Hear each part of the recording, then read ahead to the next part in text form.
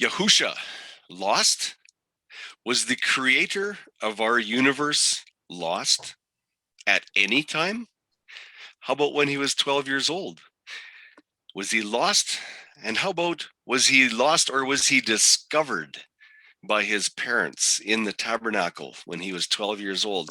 I believe it was a divine intervention. I believe he was not lost, and I believe he was discovered by his parents 3 days late from the lunar festival of the Jews at that time. And we're going to be looking at one puzzle piece at a time. I must be about my Father's business. Yes, that word must is extremely important in this study. I must be about my Father's business. And here's a very interesting question I want you to think about very carefully. Is this an anti-Semitic statement? And would it be by a child of 12 years old? How could it be anti-Semitic? What if Yahusha said, I must be about my Father's business, which pertains directly to the Torah and not the Talmud? If it directly revealed a reference the Torah and was against the Talmud, would it then be anti-Semitic? Think about that very carefully. And by a child of 12 years. Go ahead, Charlene, you go for the next few slides here. This is a really short version of a very detailed study called Yahusha Lost and Then Discovered at Passover. And so if you want to get all the details, you have to go back to the big one. But it will be an interesting, thought-provoking comparison between the covenant calendar that Yahusha honored and also between the lunar solar calendar that was in use at that time when Yahusha was age 12 by the unbelieving Jews. So that question that was on the former slide, is this an anti-Semitic statement? I must be about my Father's business. That is a serious, serious question. But the other question is, what in the world is a covenant calendar? We're just going to have a little bit of an introduction here as we go through and prepare for the rest of the study.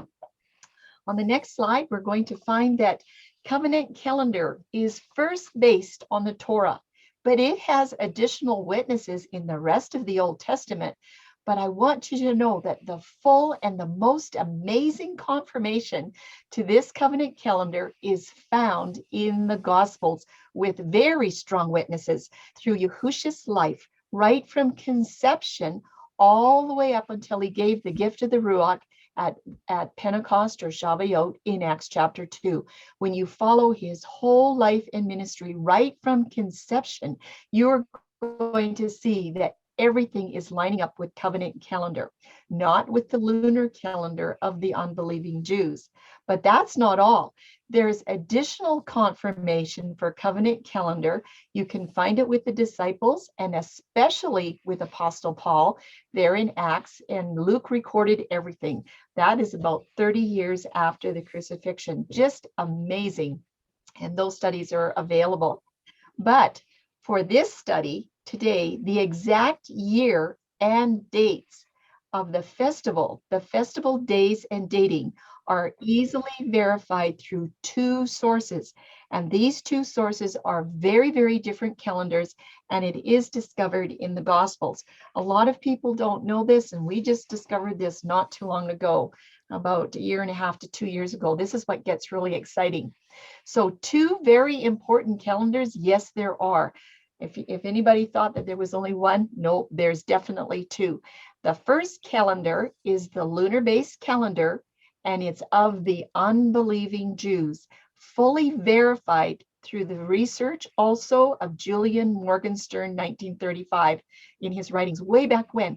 Now, what I'd like to say here is that we discovered these two calendars in the Gospels and then found the research afterwards. It wasn't the other way around. We found it in the scriptures first, and boy, were we happy when we found that Morgenstern had also documented this with a lot of calendar research.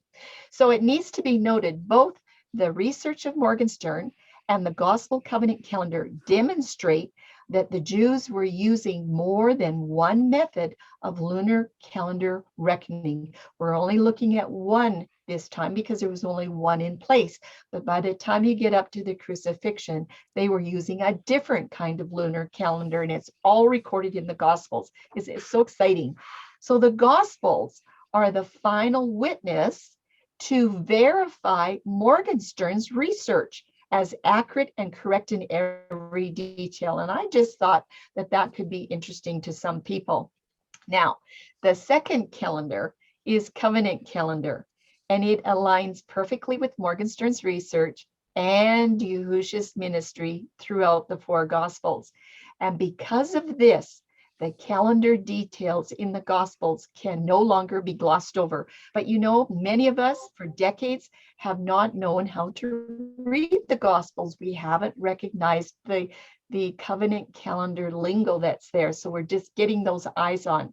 So it's time to take a very careful note of everything, including any deviation from one set of wording to another set of wording in the Gospels. And we're going to give you an example of that. So this short study, it's meant to press you to think outside the box, to open your horizons. So the next thing that we're going to look at coming up, we're going to start at the beginning to count Yahusha's first 12 years. At 12 years of age, Yahusha, we all know it says after 3 days, what was he doing? What in the world was he doing? You all know the story, but it's the Gospel of Luke. He's the one that provides the very critical timing assistance for these 5 points. Assistance for determining what year Yahusha was born. Now, in order to understand what's happening in today's study, there is only 1 year where everything's going to line up absolutely perfectly with to do with this 3 days. Luke is also going to determine which calendars were being used. Also, we want to determine how we can know who was following what calendar, who was following the lunar calendar and who was following covenant calendar. We also will determine where Yahusha's parents fit into this scenario. And we will determine how and why Yahusha challenged his parents. Absolutely, he did. But the first thing we want to do is look at the lingo of Luke. We aren't going to read every single verse, but we do want to just kind of take a peek at what's happening in the lingo of Luke chapter 2 when it has to do with both of the calendars. You can see we've got 2 headings there, one for covenant lingo, one for traditional lingo. In verse 21, it will say, name was given by the messenger, something very specific from the angel. Verse 22, it says, according to the Torah. What was happening was according to the Torah. Verse 23 has been written in the Torah. Verse 24, what is said in the Torah. Verse 27, according to the usual practice of the Torah. And verse 39, according to the Torah. Look at that, everyone. 6 examples there, according to the Torah. And up to this point, Luke was specifically recording divine authority through the covenant lingo of Torah. But next, does Luke deviate from his style in the very same chapter? Is he going to give us a different kind of lingo? And does it really matter? And did you really notice? Next time you read Luke chapter 2, I want you to take a very careful look at the lingo, exactly what the words are saying. Because in verse 41, it's going to say something like this. His parents went to the festival of the Passover. And in verse 42, when Yahusha was 12 years old, they went up according to the practice of the festival. It didn't say the festival of the Passover of the Torah, and it didn't say the practice of the festival of the Torah. The word Torah was left out. You need to pay attention to that. So here's a couple of questions before we get started. Why has Luke changed his lingo to generic language such as the festival instead of saying the festival according to the Torah? Question number 2, who governed this particular practice of the festival? And number 3, why was Yahusha discovered in the temple 3 days after this practice of the festival? And is he really 12 years old? And what year was that? That is because some people say he was born in 5 BC or 6 BC or 3 or whatever. We're going to find out exactly what year that was. So, Tim, will you tell us the rest of the story? And it came to be, when Elisheva heard the greeting of Miriam, that the baby, that would be John, leaped in her womb. Why did the baby leap in her womb? Because life begins at conception. And baby John realized the presence of Yahusha in Miriam's womb. They were both still in the womb. Life begins at conception. So, what important direct connection does this verse have to do with Luke 2:42? Is there a connection? Yeah, we're going to look at it. And when he was 12 years old, they went up to Jerusalem according to the practice of the festival. What does conception have to do with Yahusha when he was 12 years old? I say everything.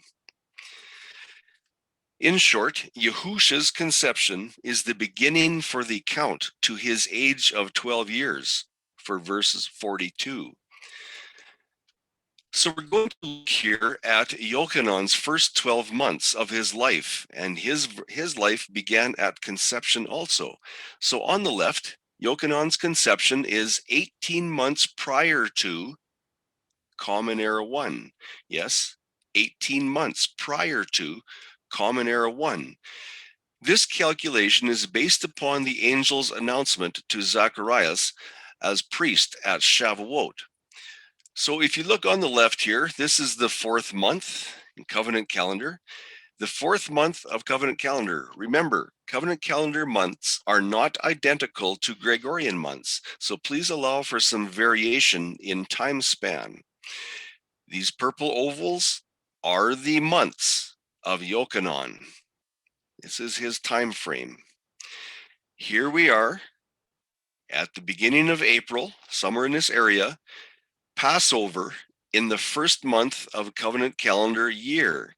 And what happened? Yochanan, in his 9th month, was birthed here on the 1st month, just prior to Passover. Remember, the time begins at conception. It does not start with his birth. Very important. And here we're going to review. Yochanan birthed at 9 months here just before Passover. So let's look at it. Yochanan completed, that is, he completed his first year here at 12 months. Look at these ovals, these highlighted, green highlighted ovals. Yahusha, being 6 months younger than Yochanan, and we learned about that in Luke 1, verse 36, he was birthed here in his 9th month, just before Sukkot, over here. Now remember, being birthed is when he comes out of the womb. It is not when you begin the time or begin to count time for the person. Birth, or the time, his age begins at conception. Here is Sukkot. Notice these orange boxes here that comes up. There's 12 of them leading up to here. Yahusha completed his first year of 12 months here in the 9th month of covenant calendar. This 9th month of covenant calendar is equal to December in the Gregorian. And this was the 12th month of Yahusha's first year. Note the grand points of reckoning. Number 1, Yochanan's birth was prior to Passover. That is the first post that we need to mark. And the second mark was Yahusha's birth just before Sukkot. He was born over here just before Sukkot, which happened here. For Yahusha to be 12 years old in the year Common Era 12, when he was discovered 3 cycles later in the tabernacle, he must first be 1 year old upon entering Common Era 1. No, he was not 1 year old in Common Era 1. He was 1 year old before Common Era 1 even began. This puzzle can only be solved by counting his years from the time of conception, and that is complemented by Common Era 12. How? Well, we're going to look at it very briefly today, but the full study will give the details on why this fact is so. Yahusha, being conceived 12 months before one of the Common Era and being born near Sukkot, he needed 3 more months to complete his first year prior to Common Era 1. This is the age right here, the age. And we'll mark it off by this December of the Gregorian. So we understand when the timing is. We only use the Gregorian terms so that we can recognize when time is. Over here is Common Era 1. Yahusha was 1 year old going into or entering into Common Era 1. Very important to recognize this point. Very important. That means in the 9th month of covenant calendar, which is the end of the first year Gregorian, Yahusha turned 2 years old, and so on and so forth. Come over to the left side in this blue circle, and you'll see the arrow points over to the end of that year of Common Era 11. Yahusha was 12 years old at the end of Common Era 11. That means Yahusha was 12 years old at his first recorded Passover. Will that be Common Era 12? Let's look at it. But first, let's look at a very special interest, a quote here. In what year was Yahusha born if he was to be 12 years old at Luke's Passover information? Would it be 1 BC or 1 Common Era? Does it matter? And here is something we see from Wikipedia. It's just kind of interesting. I thought we might bring this in. The birth of Yahusha was assigned by Dionysius Exiguus in his Anno Domini era, according to at least one scholar. However, most scholars think Dionysius placed the birth of Yahusha in the previous year, 1 BC. Is that what happened? Or is this maybe not correct? We're going to prove this out and study it and look at it. But as I said earlier, the greater study, the full study, will prove all the details. We will examine only Common Era 12 to determine why Yahusha was inside the temple 3 cycles after the Feast of the Jews. Common Era 11 and 13 are examined in full detail in the complete study. There you will see why Common Era 11 or 13 cannot qualify to fulfill Luke 2 and the discovery of Yahusha 3 days after the practice of the festival of the Jewish lunar calendar. Common Era 11 and Common Era 13 will be disqualified by no alignment with the scriptures. I just put that right up front. But you need to see the details in the full study of why it is so. Will the year Common Era 12 have answers? I say count on it. Luke 2:49, and this is at age 12. And he, Yahusha, said unto them, How is it that ye sought me? Wist ye not that I must be about my Father's business? And if you notice that I am placing great emphasis on must, you are correct. Why that word must? We're going to look at the interlinear scripture analyzer of Luke 2:42, and we're going to look at that box on the right. In the of the Father, that is something that is pertaining about the Father. Yahusha says, of me, so he's directing us to who it pertains to. Yahusha claims that it's pertaining to him. Now, please notice this next box right here. Whatever it is of the Father that Yahusha is laying claim to, it is binding. Binding. Could we make a connection from this word binding to this word must?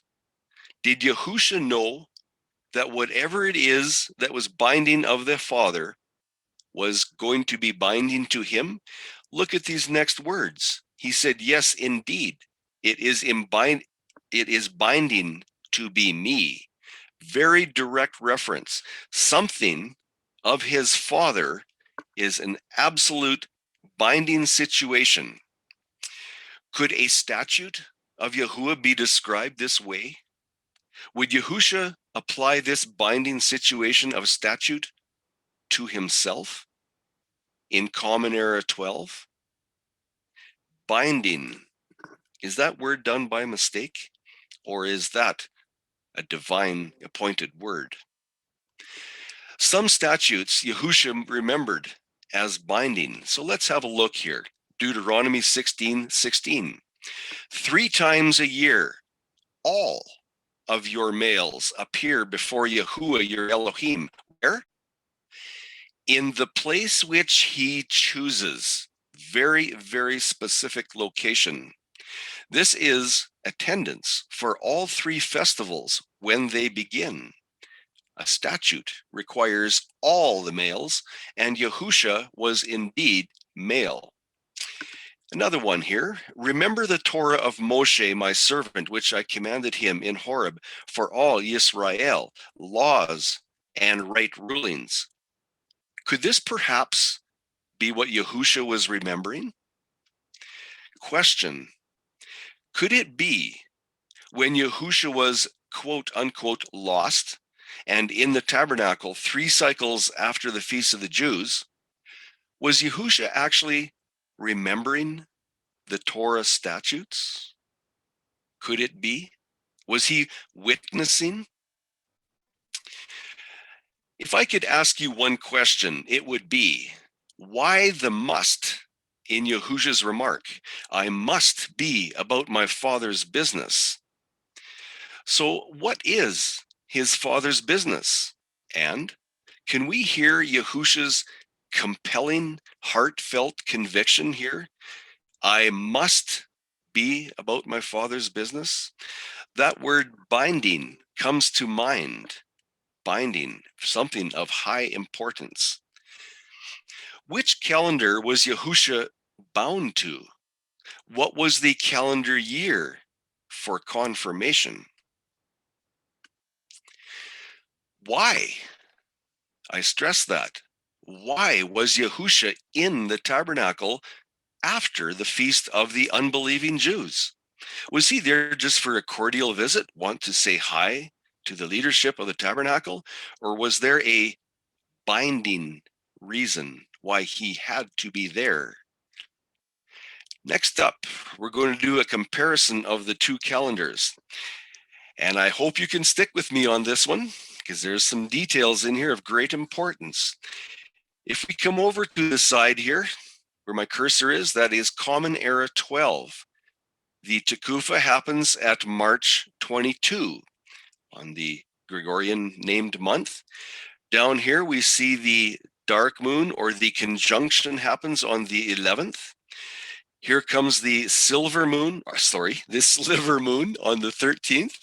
And on the 14th is New Moon Day. This is the lunar calendar of the time in Common Era 12. Here we see, and please note the cycle of the week, on the 3rd cycle of the week is the Tekufa, and that is on the 22nd of the same month. And the next day, in proper location, is Shana New Year Day. It follows the Tekufa. The day after the Tekufa is the first day of the new year, and that is by scriptural witnesses. in our scriptures. At this time in Judah's history, the new month year was calculated from the crescent moon before the Tekufa. So if we look over here again, the same information, on the 11th was the conjunction. What comes up next? Again, the sliver moon on the 13th and the new moon on the 14th. So we count out 14 days, and what do we come to? The lunar Passover on the 27th of that month. Here we see the lunar unleavened bread week, and it starts on the 28th to the 31st, jumps to the next month in April, and the dates there are the 1st, the 2nd, and the 3rd are the last days of the lunar unleavened bread week. Now I ask you, please note the different colors of the months. March's color will stay the same, as there is no change here. April will reveal two different Passovers. So the colors are going to be different. One is going to be a covenant calendar blue, and on one it will be a lunar beige color. Please look for these differences that reveals two separate calendars. Very, very important. Next, we're going to be counting out Passover on covenant calendar. Covenant calendar, Common Era 12, Passover timing. For covenant calendar, the new month and year always begins the day following the Tekufa. There is your Tekufa on the 22nd. There is the Shana New Year Day on the 23rd. Count out 14 days as per the Torah, and we find covenant calendar Passover is on the 5th of that month, which is by the Gregorian name April. Here we see the covenant calendar unleavened bread week. It starts on the 6th and goes and culminates on the 12th. That is the covenant calendar unleavened bread week. Very important on these two calendars. Next up is a comparison of the lunar and covenant calendars in 12 of the Common Era. Will this year fulfill all the gospel requirements? Now this next slide is very important, and it is involved. On the left, this is a review just to bring up the information. Here is the conjunction. Over here is the sliver moon. Here is the new moon day. Here is the Tekufa on this same month. So now we're looking at covenant calendar. And here is New Year Day on this same month. And dropping down to here is the lunar Passover right here. Notice how close it is to New Year Day of the covenant calendar. Very, very close. And here is the lunar unleavened bread feast, where it starts right here on the 28th. And we're carrying this over to the lunar calendar of April. Notice this color, the beige color. This is your lunar edition of this month. So the 1st, the 2nd, and the 3rd are the last 3 days of the lunar unleavened bread feast. The last 3 days. So what happened after the lunar feast of unleavened bread? What happened here? 1, 2, 3. This is the 3rd day after the lunar feast. Yahusha's presence in the tabernacle was 3 days after the completion of the lunar feast. Again, was Yahusha here for a cordial visit? Or was there something that was indeed binding to him? Was there a statute reason why he had to be in the tabernacle 3 days after the lunar feast? What is that reason? Okay, let's continue on. What day was this on covenant calendar? So we drop down to here. This is the covenant calendar. You see the words right here. This is the blue edition because it's covenant calendar. The covenant Passover was on the 5th of that day, or that week, or sorry, of that month, sorry. And here is covenant calendar unleavened bread week right here in the brown outlined rectangles. Covenant calendar unleavened bread week. How does this line up with the lunar calendar? There is your arrow that connects that day. This is the same month, same cycle of the week, different calendar. This is lunar calendar up here. This is covenant calendar down here. Yahusha was in the tabernacle on the 4th cycle of the week. Bring that down to here. Yahusha was in the tabernacle on the 4th cycle of the week. What's happening here? What do you see in this outline box? What is this date? Is it not Abib 15? What happens on Abib 15 in covenant calendar? On the 4th cycle of the week, in the 1st month of covenant calendar, Yahusha was where? He was in the tabernacle, and that would be by statute of Exodus 23:15-17. What was he doing? Yahusha was presenting himself at age 12, the age of accountability. What was he doing? Remember his words, I must be about my Father's business. So what was he doing? Yahusha was observing the high Shabbat of unleavened bread. Yahusha was 3 days after the lunar feast in the tabernacle, right here in his Father's house, observing the high Shabbat of unleavened bread. I must be about my Father's business. Could that be binding? Was not Yahusha required by statute in the Torah to be in the feast in his Father's house? Common Era 12 is the only covenant calendar year that can satisfy these gospel requirements in conjunction with the lunar calendar of the unbelieving Jews. And I ask you, please do not believe me. Please do not believe this study. Look it up. Go to the full study. Find the details. Go through Common Era 11 and 13 and see why it is only Common Era 12 that can find scriptural alignment. Get the details. Prove all things. Do not believe us. Luke 2:48. When Yahusha's parents saw him, they were shocked. His mother asked him, Son, why have you treated us like this? Your father and I have been worried sick looking for you.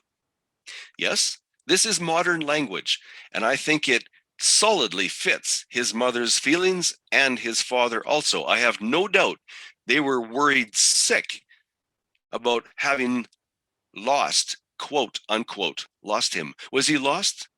Or was it a divine appointment? What was Yahusha's response at being questioned by his parents? Here in verse 49, he asked them, why? Yes, emphasis. Why were you looking for me? Did you not know? Yahusha, with these words, placed his parents on the stand for accountability. Did you not know that I would be where? In the house of my father? I think his thoughts were, why did you not know? You are my parents. You should be teaching me what the Torah says. Did you not know that I would be in the house of my father? The sad part is to consider the state of Yahusha's earthly parents. Let's look at it in Luke 2:50. What does it say? But they did not understand the word which he spoke to them. Luke 2:50. Years ago, I used to understand this verse that perhaps something was muffled, perhaps they were standing a distance away, perhaps they could not hear the words that he spoke because his voice was muffled. But then I began to learn about Torah. Then I understood the statutes. Then I studied harder, and I now understand that this verse says they did not understand the Torah which he spoke to them. Is that sad or not? The word of which Yahusha spoke preserves the covenant, and that would be the Shane-based statutes which Yahusha was directly being obedient to. If you do not understand the word Shane, please allow me to suggest you study that word Shane and study the two studies named the parts 1 and 2, creation's first Tekufa witness. That goes into great detail on the word Shane, and it is the foundation of covenant calendar. One of the foundations, I should say. With Yahusha speaking these words to his parents, is it possible to understand that Yahusha was declaring, I am observing the Moedim of Yahuwah's covenant calendar? Your current practice of the lunar reckoning for the festivals is not from the Torah. Was there then a little child leading them? That little child of 12 years old being the creator of this earth? And what was he doing if he was leading them? Was he not witnessing against this lunar calendar? What about where it says in John 7:7, he says, where I witness against it that its works are wicked? Was he not witnessing here? There is just one witness proving the presence, this is just one witness proving the presence of two calendars in the Gospels and the proximity of their closeness in calculations. There are many more witnesses, such as John 7, the Jews' Feast of Tabernacles, where Yahusha said, I am not going up to this feast. But it does record that he left and went up into the tabernacle at the middle of the feast. How is it that Yahusha had the right to skip out the first Shabbat of this feast? Would that not make him a sinner? How can he exempt himself from showing himself in the tabernacle at the lunar feast of the Jews and not be a sinner? Was there two calendars going on at the time? How about Yahusha's Passover and the 12-hour offset? Is that not one of the finest witnesses of two calendars? How is it that this 12-hour offset from the covenant calendar to the lunar offset, how can it show us with absolute precision that there was two calendars happening at that time and the exact year of his crucifixion? Do you know about the 12-hour offset? Why not? It is something that we need to know very, very clearly. This is the end, or is it just the beginning? This has been a most basic outline of the life of Yahusha. There is so much more coming. And I want to thank you very much for your time here listening to this. I want you to treat this little short study as a tool in your tool belt of witnessing. Send it out to people that do not believe there is two calendars in the scripture. The people that believe that Yahusha was observing the feast of the Jews, send it out to them and find out what they know and what they can accept. Your questions deserve answers. There are thought questions at the website that will be answered in complete study for the Yahusha lost or discovered. Was he lost? I don't think so. I think it was divine intervention for Yahusha to fulfill the Torah. Remember his words at the crucifixion? He said, it has been accomplished.